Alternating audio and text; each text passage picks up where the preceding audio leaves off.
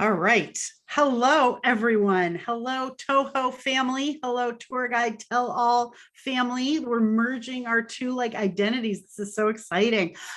Welcome. My name is Rebecca Fachner, and I am going to be your interviewer this evening. We are going to talk to my two friends, colleagues, and women that I'm just so in awe of. Becca Grawl, who longtime listeners of the pod will know as the other Rebecca. And we've got her co-author and our very dear friend, Kaitlin Calogera, who's the president and founder of Toho. And they've written a book. It's amazing. Cue the applause. It's called 111 Places in Women's History That You Must Not Miss in Washington, D.C. And I am so in awe of their achievement and of them generally. I think it's just the coolest thing to have written a book.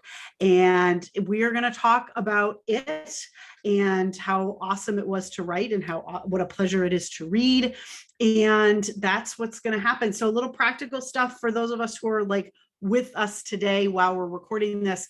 If you wouldn't mind keeping yourselves muted, but feel free to add questions in the chat, please. We will get to them in the flow of the conversation kind of as we go, but I have some questions we're going to get started with. So to start out with, ladies, I would like for you to tell me, sort of just introduce yourselves, your background, sort of what your deal is with tour guiding and history and how you kind of came to this. And we'll get to the genesis of the book in a minute. But Becca, let's start with you. Excellent. Well, those of you who listen to Tour Guide Tell All pod know a little bit about me and my story. I've been a professional DC tour guide for 9 years, almost a decade. It's been a little while. I attended women's college, right now thinking women's college. I was an American studies major, American culture major. So very from the beginning, just super into history, particularly public history. I started my career in museum education and transitioned into tour guiding. And I love it. I can't believe that in a typical year, I get paid to talk about stuff that I just think is interesting and that I like to share. For me, this is just an extension of tour guiding, really writing a book.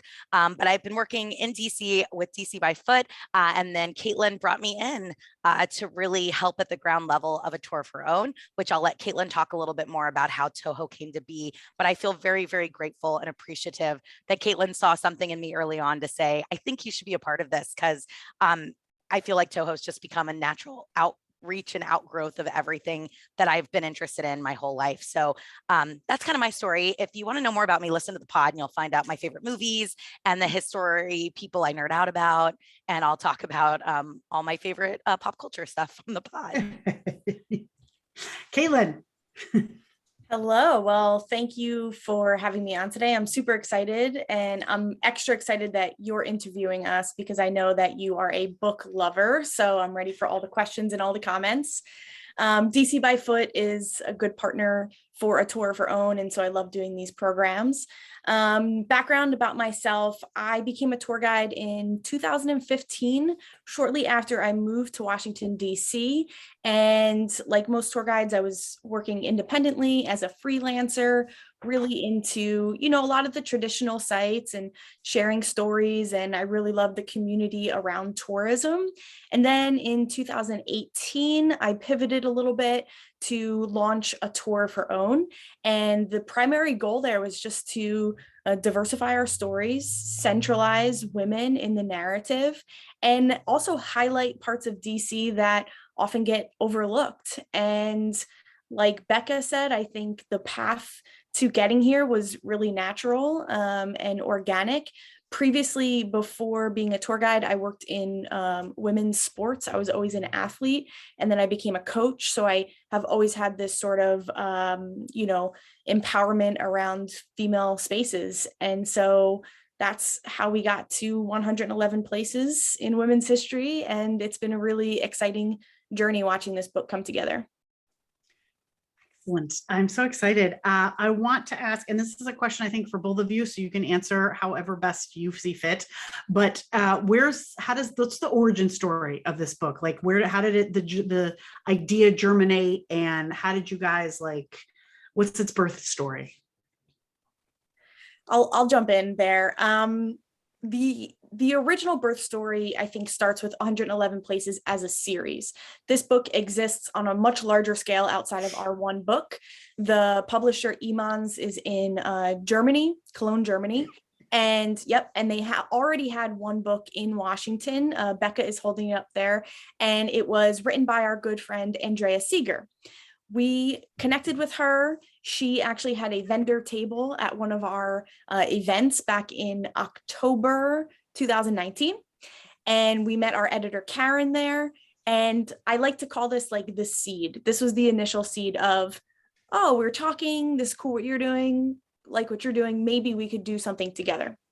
To fast forward a little bit, I remember January of 2020, I submitted a proposal, and Emons had come back to us and said, cool, can you start in March? And I sort of laughed like, ha, ha, ha, ha, cherry blossoms, school season, March is our busiest time of year. I just didn't have it availability on the calendar to start this project so soon. So, it was sort of in the background.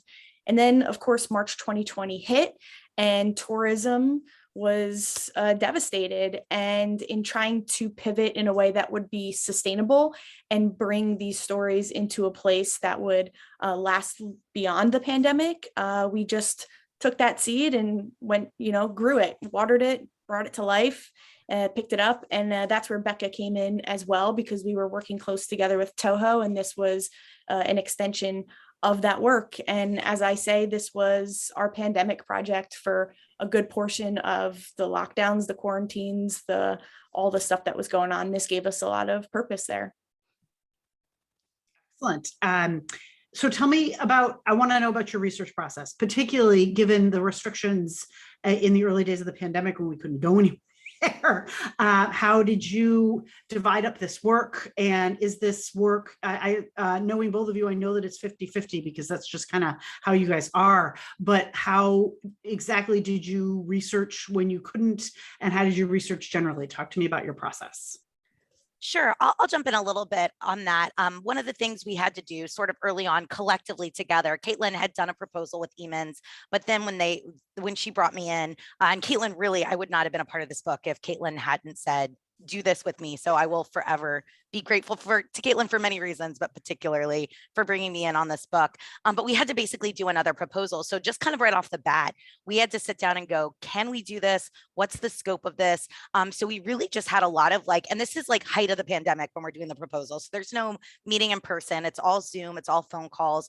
And we're just banging out, right? Places that we know, places we've heard about. We're digging out old guidebooks. We're digging out old references to the city. For me personally, to tie it to the podcast, it was sort of a beautiful bit of synergy that happened because we were a couple months into the podcast when Kaitlin and I did the proposal, and the podcast from the beginning had such a commitment to women's history and diverse history and intersectional history. So I immediately was like, well, we just brainstormed all this stuff for the podcast. Some of it's going to work for the book. So it was sort of this fast and furious of we have to get the 111 places. Then when it really boiled down, we basically broke it down, like you said, 50-50 all the way. I love this illustration of how different Kaitlin and my brains are. I had Google Docs and shared documents, and I was very strategic, and I was this is how many I'll do this month, this is how many you'll do, and we'll assign them out on a month-by-month basis. And Kaitlin just made a visual chart on her wall that takes up a hallway in her apartment, and it's this visualization, whereas I'm so documents, lists, bullet points. I like colors, I like crayons and markers, the big picture, but it's also why we work so well together and we complement each other. But I think it was really fun. I think there was a sort of interesting kind of divide of there were certainly topics that one of us was more passionate about or more knowledgeable about, or felt oh, this is something I know I can just kill. But I also think we both wanted to step out of our comfort zone, and we both at points chose chapters that might not have been the natural fit for us, but really encouraged us and allowed us to dig into topics we're not as knowledgeable about, grow our understanding, connect with new partners and new businesses. So I think it just really, I don't think there was ever a big disagreement on who was going to write what. Yeah, I would add that as much as I love talking about Rebecca and myself, this is an extremely collaborative process from start to end. We have an editor we have a publisher, we have other people within the Iman's world who we're communicating with. We also have a photographer, and then there's all these partners and people that we're interviewing and we're trying to set up photo shoots with. So I think what Rebecca and I were really disciplined in doing, it was considering all of those factors, doing the sort of outreach, but then coming back to each other and having really meaningful conversations about, are we still on path? Are these still the things that we want to focus on? Are we meeting the criteria of our publisher, but also remaining, true to the stories that we want to tell? And so I think that we had to constantly come back to that to really just make sure that, the book was going to represent us in a way that we wanted to. Excellent. I'd like to also hear about your photographer, because the other sort of great piece of this book is these gorgeous photographs that you have, and they're just all really lovely. And I just want to give you talk about the process, finding your photographer, how you guys went about getting some of these really great pictures, and did the Librarian of Congress really sit for you? And is she as cool as I imagined her to be? I'll talk about Cindy and Dr. Carla Hayden, and then Becca maybe talk about some other pictures in the book. Let me start by introducing Cindy Schievetto Stalionis. She is a professional photographer. She's does a lot of weddings, but she is very creative and focuses on all kinds of photography. And she really prides herself in, I don't want to put words in her mouth, but in phototherapy. So using photography as a way to help women feel beautiful and help her subjects really stand out in the best way possible. So I admire that about her, and I think it really shows in this book. Cindy and I actually were in touch several years earlier because I was looking for a photographer for an event that we were hosting, and we just met on social media randomly one night, and that's kind of how it blossomed. And, Cindy's very much a professional in that she takes on projects that she believes in. And so her and I had this, we've always had kind of a deep professional working relationship, and that she understood what we were doing and she wanted to be a part of it. And we respected her work and we wanted her to be a part of this. So when it came time to the book, and we had the option to choose a photographer, it was sort of a no-brainer to pull Cindy into the mix. So we sort of just dragged her around to all the sites and said, shoot that and shoot that and shoot that. And she got a little tour, and it was lots of fun. We did have the wonderful honor of meeting Dr. Carla Hayden. And when I met her, she said, oh, just call me Carla, just call me Carla. And I was like, yeah, I will call you Dr. Hayden, because you are the Librarian of Congress. And I have a great amount of respect for her. I wrote that chapter as well, and it was a privilege. Dr. Carla Hayden is the first woman to serve as a Librarian of Congress, and the first woman of color as well, first African-American. And so meeting her was very nervous, and yet she was very personable and very welcoming and very warm, and she was cracking jokes. And she came out during the pandemic to meet us specifically for this photo shoot when the library had still been closed. And we met on the steps, and it was delightful. And Dr. Carla Hayden, if you're watching this, we can't wait to work with you again. We'll host a talk in the library. Okay, great. Yeah, I will shout out a wonderful colleague at the Library of Congress, Brett Zonker, who really, from the beginning, when I sort of reached out to say, hey, bud, he's been so great about inviting Toho to events at the library and DC by Foot, and he really supports the tourism industry. And he really, I think, appreciates and understands where tour guides fall in sort of the realm of public history. So when this started early on, I was like, I know there's this pandemic. We value Dr. Hayden's health immensely, but what will we have to do to photograph her? And it really was not quite down to the wire, but it was like we were getting close to photographs needing to be turned into our editor. We were kind of in that last few weeks before the deadline. And finally, it was like, yes, we can do it. And so I'm so appreciative that they really prioritized it, especially Brett. One amazing thing about working with Cindy from my perspective is Cindy was kind of like our test audience the entire time, because she's not a tour guide, right? That's what Kaitlin and I do. But she's not. She's a photographer and she's very knowledgeable. But it was fun to take her to a place and she'd be like, well, tell me the story here, or help me understand what I'm trying to convey through the visual. And so we were running all these stories and all these chapters basically by her. And it was so great because you could immediately see what connects, what doesn't connect, what's working. And I really feel like Cindy's input as an audience member really helped inform the writing of the chapters. And seeing Cindy in the field, hysterical. She is a hands-on photographer. She is on the ground. She's like crawling through things. She's throwing stuff in the air. She is having me run back and forth on a crosswalk so I can be in the blur of the background of a photo. Like, she just really wanted every picture to be not just beautiful and visually interesting, but unique and special, and to tell the story of this book. So I love her work.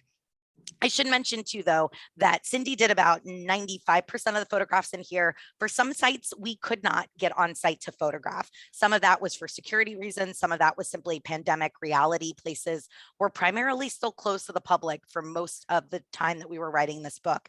And some places just don't allow commercial photography, period. So we did have some really incredible partners and sites who sent us existing photographs. I'll shout out the Folger Library, which I know you love very, very much.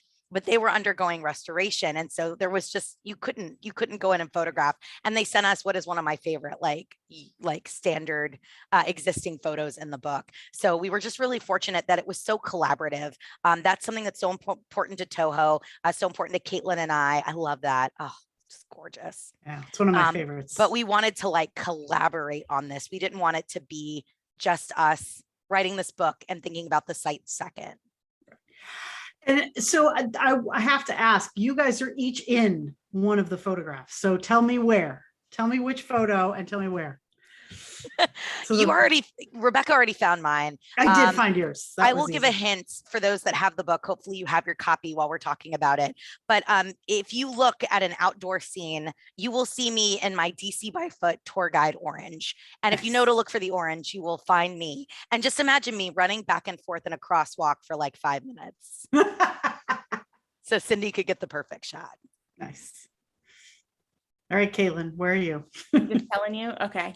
So I am in chapter 98 at the Titanic Memorial. This is by Gertrude Vanderbilt Whitney. And if you watch like the movie Titanic, you know, you have the famous scene with the arms out to the side. And I'm just like a silhouette, like right next to the actual sculpture. So that was fun. I'm so glad you guys are both in the photos. It's in a like sort of subversive way almost. It's a good compliment to the It's a little Easter egg. If you know us, it reflects our personalities. Very much, yes. So what did you learn? Like, did you learn things that surprised you? Did you learn, like, are there entries that at the beginning you would never have imagined you'd put in there? Tell me about something that just blew your mind in the best way and that you had to include in the book. Wow. No, wow. Loaded question. Do you want to go first, Kaitlin? No. Okay. Speaking broadly, I remember kind of at the beginning when you brought me in, I had some hesitation on how are we going to reach 111?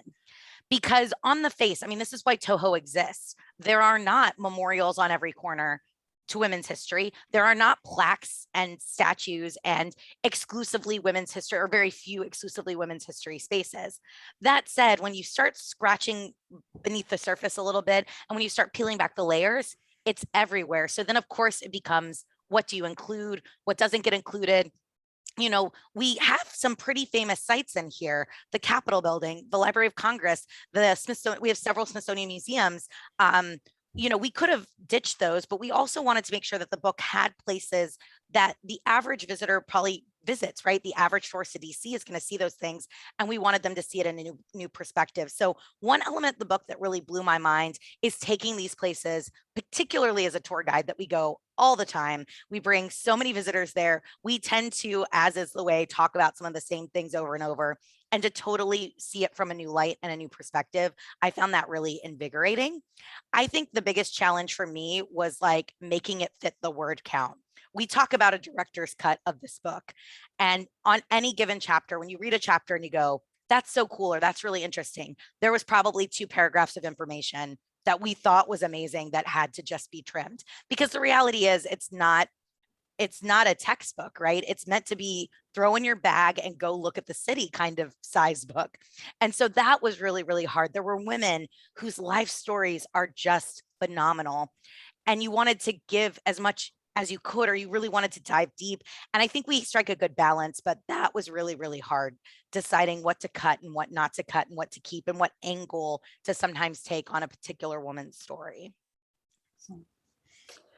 I'll piggyback that with saying, yeah, I think the original thought was actually to make this book about the Maryland, DC, Virginia region. And that's how we were going to reach 111. And then in the process, we realized, oh, we can just keep this entirely in DC. And I think ultimately that was a really good idea. One chapter that sticks out for me is about Peanut Johnson, who was one of the women to play in the Negro Leagues. And I bring her up because during the pandemic, I wanted to write about her mural next to Ben's Chili Bowl in that alleyway. And then I remember driving by it one day and I was like, oh no, they had put up tents outside in the alley because everyone was doing outdoor dining and they needed, to safely do that. And I understood, but there was no way we were going to get a picture of it. And so we had to kind of be resourceful and figure out what we were going to do. And so we discovered that there's a whole baseball field, a whole sand lot named for Peanut Johnson. And so that became the story. And looking back, it's probably a little bit of a better story because that's where she was discovered when she got recruited to play in the Negro Leagues. So we stumbled upon things like that. And I would say also, broadly speaking, there was a lot of attention to our words. How were we going to present this information in a way that was going to be approachable to people who weren't historians, that just wanted to read, about the places or the people? And how were we going to do it in a way that would maybe empower women in a sense that historians haven't written about women before, giving them proper titles and presenting them with respect and honor, or sometimes negatively, which we've also had to do in this book to shine light on who they truly were. Nice. Yeah, I definitely want to jump in and say that one thing that we really tried to do, and that in many ways I found to be like the sort of thing that we had to really think about and talk and discuss was, and we do this on the podcast, right? Most people are not all good or all bad. How do you show the shades? How do you show the context? How do we not shy away from the difficult stuff? There are many women in this book who went through incredible heartbreak, who went through incredible discrimination, women who went through incredible hardship.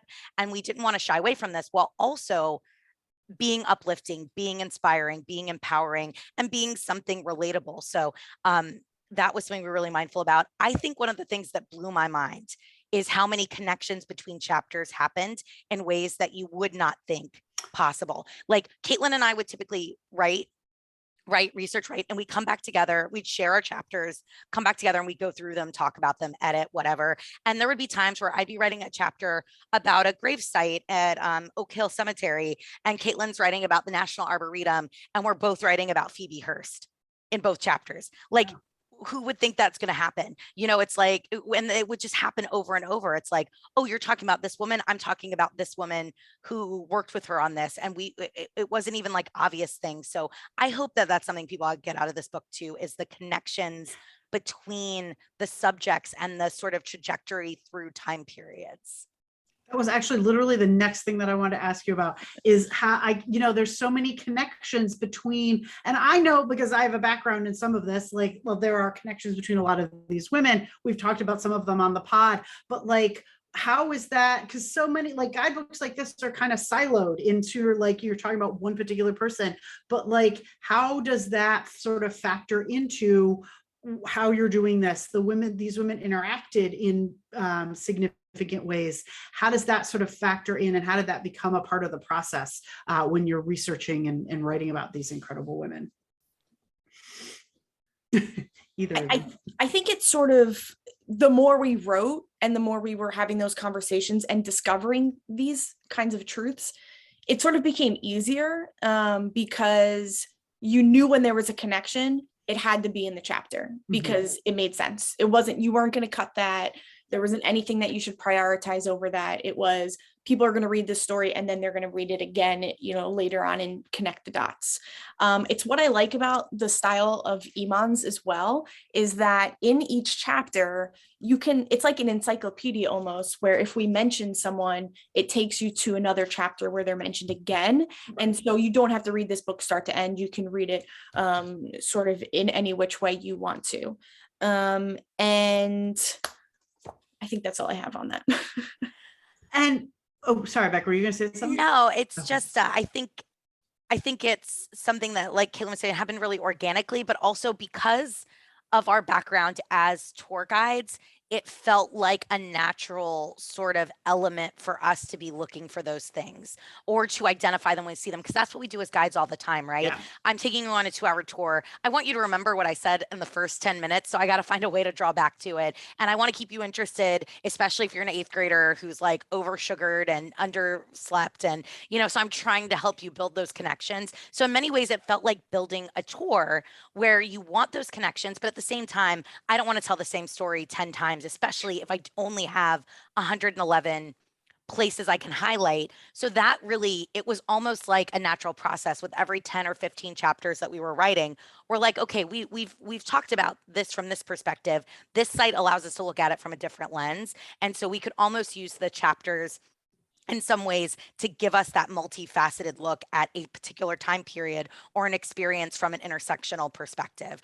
So what was this like to be a white suffragist? What was it like to be a Black suffragist? What was it like to be someone living in this part of DC from this socioeconomic background? And what was it like to be the total opposite? And the book, I think, does a pretty good job of spanning the city. And we try to be really mindful of not just focusing on 1 or 2 neighborhoods, but really trying to showcase the full district. And one of the things that I really appreciate about the book is well, there's a lot of the sort of average the sites that you'd expect, like Alice Roosevelt Longworth, who we talk about extensively and at length because she's the best. But there's also, like, you talk about La Cosecha, which is a market in the city, and you talk about a lot of food venues, and there are a lot of things that I didn't expect, because I knew it was 111 places before I got my hands on the book. And I was like, I wonder where they're going to find them. And I didn't doubt that there were 111 places. I was just wondering where they would come from. And it was really interesting. And I would love to hear you talk about how you prioritized not things that you wouldn't necessarily think of as historic sites. I'll jump in with an example. We were also uncovering themes in those examples you just gave. So in the world of restaurants and stores and whatnot, I think about Campus Rose and Maidan being one of those. We wanted to highlight that chapter because the theme of the restaurant, well, it's woman owned, and the theme of the restaurant has to do with travel. Everything on the menu takes us around the world. So it felt relevant. And then in getting on the phone and interviewing Rose, who's the owner, what the story unfolded incredibly. And I'll just give a few specific points.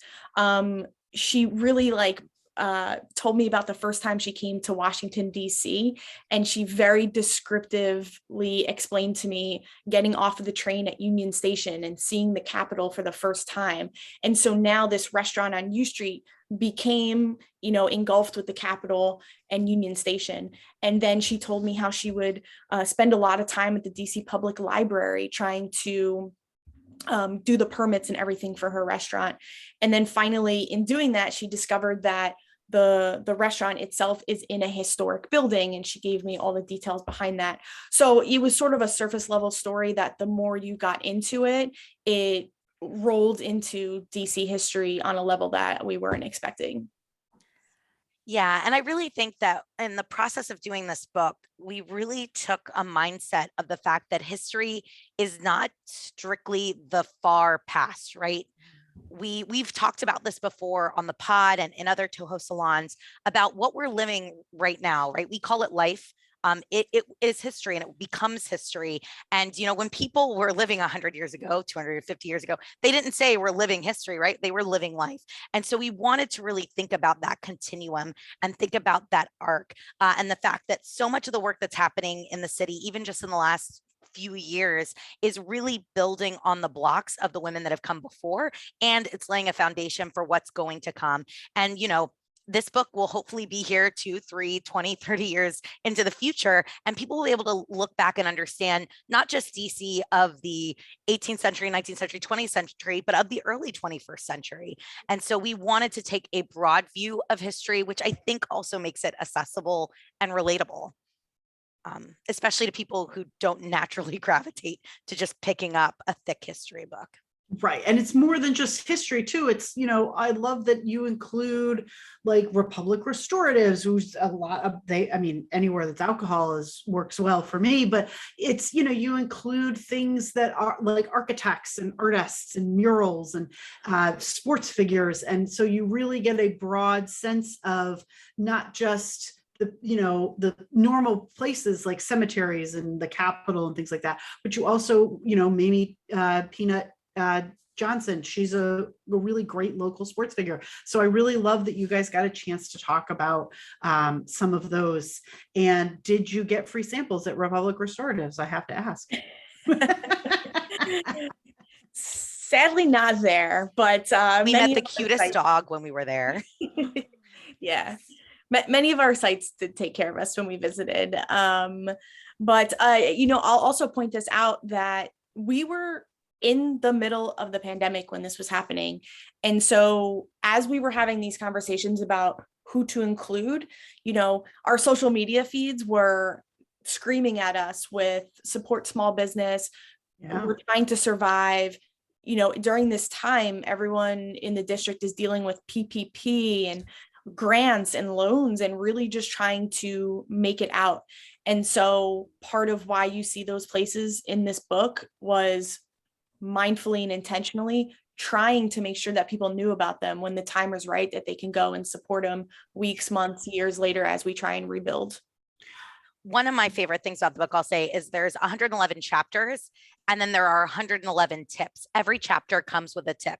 The tip is all the typical guide stuff you'd want to know, right? Where is it located? What are the hours? What's the website? Do I need to buy tickets? But then the little tip is something that's connected either geographically or thematically or has some sort of connection. And the tip was, for us, a great way to really support and shout out local businesses, to really let people know that when you're talking about DC, it isn't just those big famous sites. And this is, at the end of the day, it's a guidebook.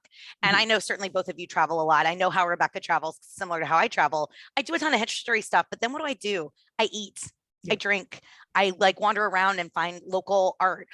So those are that's part of the tourism experience. It's part of understanding a place and understanding a culture. And so I think the tips were such a great way for us to be really strategic and mindful and say, these are local businesses that are facing their biggest challenge. And if by putting them in the book, we can even bring 1 or 2 more customers to them or help elevate them a little bit, we really wanted to do that because Toho is really about being sustainable and being community minded.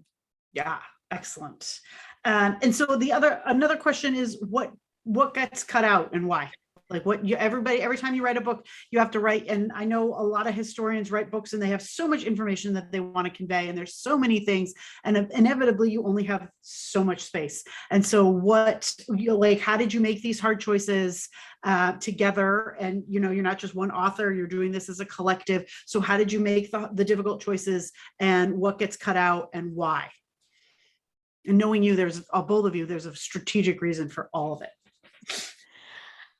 I will say this, and this might be different from Kaitlin's perspective. I felt at the end of the day, while we certainly, I was very verbose, as I am in life, with the writing, where I would write my chapters with no thought of the word count. And then I had to go through before I gave it to Kaitlin and at least get it within the word count. And then we could go, or close, and then we could go through and have those conversations. But I feel like in terms of what we wanted to include in the book wholesale, I do think we ultimately had a pretty organic process because of the nature of this book. It couldn't be 111 museums. It couldn't be 111 historic houses or 111 grave sites, right? We had to have variety. It couldn't just be 111 white upper class women, right? We had to make sure that we were expanding the focus. It couldn't be 111 Georgetown places. So just by that natural process of saying, we're going to cast a wide net, we're going to step outside of just what we do every day as tour guides. That really helped us make decisions and choices. There are certainly stories and sites and places that are maybe mentioned in the book and that we would have loved to have gone more in depth in. There's certainly places that if we write another one, I can't wait to include. But I do feel overall that it wasn't a matter of, oh my God, here's 10 incredible women and they can't make it in. It was from the beginning, we were trying really hard to cover a wide range. And so it built out in a more natural way that we weren't necessarily having to put a lot on the chopping block. Okay. I don't know if Kaitlin feels that way. That's how I felt. Absolutely. Yeah, it was really well said. I think probably the question, to rephrase the question, shouldn't be what's missing, but what more is there to learn? Because Fair. that's how I think about it. One example is the Alma Thomas chapter where we talk about her house. And, I often want to show people the piece of artwork that we're talking about in that chapter. And while it's not in this book, it's in museums and it's online and it adds to the existing story. So everything in here is a sort of a quick overview, and there's always more to learn, which is exactly what we'll be doing through our social media channels and on our tours, is bringing even more context to what you see on the pages of the book. Yeah. And what got you outside your comfort zone? You guys were talking about this earlier, and now I want to know, like, what is it about, like, is there any specific chapter or chapters you can point to that sort of pushed you and that you wrote about something that you were not familiar with, or that you only had a sort of passing familiarity with? What sort of pushed you outside your comfort zone? I think for me, broadly, talking about anything contemporary felt weird. We are, I think, typically as guides, stuck in a certain time period, right? And there tends to be, and we address this in other events, but there tends to be this idea that, like, you're not supposed to talk about now, right? We're guides, we have to have objective distance. So even just talking about today was hard. I think for me, one of my biggest out of the comfort zone for me was Asbury United Methodist Church, on talking a little bit about the Edmondson sisters and the Pearl incident. We met with the historian at Asbury. They were incredible. They opened up their archive to us. They shared information with us. This is a church that was attacked at the end of 2019, or at the end of 2020. I mean, they had their Black Lives Banner burned. They had gone through so much. And yet when two tour guides they'd never met said, hey, can we talk to you? They opened their doors. And I felt such an obligation and responsibility to try to do justice, again, with the limitations of a page, to the church, its incredible story, and these two incredible sisters. So that was really, I think, maybe one of the hardest chapters to write, in that I wanted so badly to tell that story well. And I felt like I had to really be willing to sort of take the past and connect it to the present. Okay. I second that. I felt a great deal of responsibility with a lot of our chapters. As tour guides, we put words out there on a tour, and then we go to the next tour and the next tour and the next tour. And I knew that with this book, the words that we put out there were going to live in print forever. And that's, we did not take that lightly. To your point, Becca, I think we were writing this book during a lot of the Black Lives Matter movements in DC. I wrote about Black Lives Matter Plaza, and that was a challenge for me to make sure that the story was framed in a way that would be perhaps received well. I think also when you're just talking about marginalized history at the intersection of other movements, there's a lot that comes to the surface. I'm just opening my book now and I'm thinking about the Slow Burrill House. This is a couple. They're probably a lesbian couple living at the time. Is it say that in documents in the past? Probably not. It's secretive. It was sort of not put out there in the open. So what responsibility if do I have, as an author, to use certain language? Should I be using LGBTQ if they weren't using it back then, or the word queer, or making inferences or implications? That stuff is really, really serious. And I would say the same thing was true for me personally with the Sacagawea story. I did not know this story at all. I thought I knew it, and I did not. And not only was it a challenge to write, it was extremely emotional to process. Yeah. And I had to go through that first before I could even start putting my own words to it. And just an example there is like, if you're 16 years old and you're married off, you're a child who's trafficked. Like there are different words that maybe we should use. And those are conversations that we would have. Those are decisions that we make. Maybe not all of them are right in the book, but in the moment, you know, we tried our best and we tried to bring the historical narrative forward so that we can process and comprehend it in new ways. Excellent. Sacagawea is absolutely somebody who's on our list for the pod too, because she's fascinating. So I've only a couple more questions, and then I know you guys have some stuff. What did you learn about each other, about yourselves, about writing? Like, was it as hard as you thought or harder than you thought to write a book? What did you learn? I don't know, about what DC and about these incredible women that shocked you? Like, what is your like number 1 or 2 or 3 takeaway that you learned? I thought I knew women's history, right? Like I thought I knew it. There was like not to an extent that I was walking around before this book like I know everything, but you kind of think like I went to a women's college. I work with mostly female guides. I'm part of the first tour company in Washington D.C. to focus on women's history, and then you start working on this book, and you're like, there's so much I didn't know. And that's, I think, if you truly are a historian, if you truly love this, you embrace that, right? There's so much yet to learn. There's so much we don't know. There's so much that we're still learning and discovering, especially about women, especially about figures that haven't been as documented and researched and celebrated. It just blew my mind. I also think that, you know, now when a guide goes, well, it's really hard to work it into my tour. It isn't, because on every corner, there's literally something. There might not be a plaque, there may not be a statue, but I promise you, if you're walking around the city, there's women's history on every block. And that's true whether if you're not a guide or not. If you're just someone who loves this city, you can find this history. This book is a jumping off point. It's by no means an all-inclusive end of the line kind of thing, but the book can help you start looking at it through sort of a different perspective. I learned too, this is a fun fact that I think you'll appreciate. I learned, there's lots of little things like this, but we talk about Eliza Skidmore when we do our Cherry Blossom tour. There's a whole chapter on Eliza Skidmore. Her house, the house she used to live in, is a popular DuPont Circle brunch place that I have been to several times. Boqueria. Anyone else had brunch at Boqueria? That was her house. That was Eliza Skidmore's Washington, D.C. house. And that's just the kind of thing that, like, you know, those sorts of things, and I don't want to give them all away because there's a lot in this book where we tried to work in little things.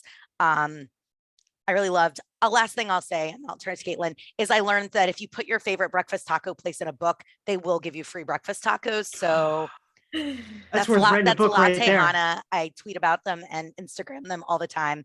And they're a women-owned business, and they're fantastic. And I think they're going to blow. I mean, they're really going to blow up next year. But I may or may not have slipped them in for free tacos. Respect. What did I learn? I learned that I probably would not have been able to write this book or complete this project without my co-author, Rebecca Fachner, because she's like on the game all the time. And I really appreciated that. I think that we kept each other accountable. And I felt an immense amount of pressure during this process, emotionally, with deadlines. It really tests you at your core, and having, you know, a team with Becca and Cindy around for the support was huge. And so I think that that's worth acknowledging. And yeah, I think even in my own neighborhood where I lived, I learned of sites that are just sort of right there in front of me. The past 6 or 7 years I've lived in DC and never realized it. I think also, you know, I love having these broad conversations about the book because the whole picture is important. But every time I open a chapter, I want to share like word for word with people, like the intention behind it, because there's so much under the surface that we want to get to. There's so many stories behind the stories, like, oh, when we went here, we met the owner, or when we went there, something funny happened, or as soon as we walked in, this is what we both recognized. Like, there's so much of that I think throughout this year, I'm excited to share with people. I know we are going to need the director's cut. Definitely. I'd like to do the behind the music, as it were. Wow, I just dated myself. Anyway, my last question, and you don't have to answer this, you can pass, but do you have a favorite? We're not going to pass. All right, that's fair. No, I like it. Let's circle back a year from now after a year of programming and we'll see. No, it really is like, this is such a cop out, but if some places in this book, it is because we believe in it, we're passionate about it, and because the site in many, many ways, they're passionate about the stories they're telling. So it's really very difficult to pick a favorite. Fair. Outside of Latte Hana.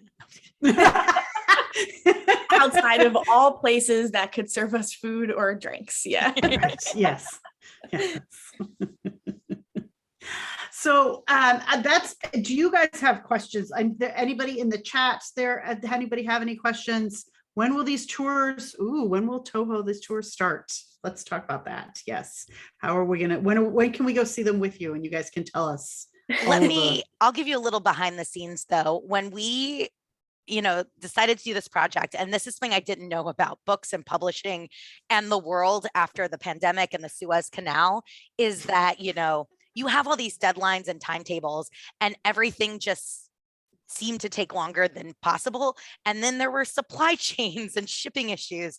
So the book got into our hands and the hands of people, not kind of at the time that we thought it would. And so, our intention is always to build out Toho tours.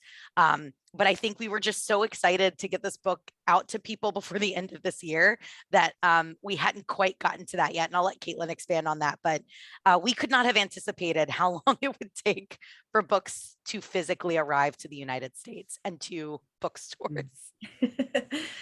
Yeah, I guess to be a little bit more direct, we are sticking to what we do best with Toho, which is giving our freelance tour guides the opportunity to build their own tours and lead them in the way that makes the most sense.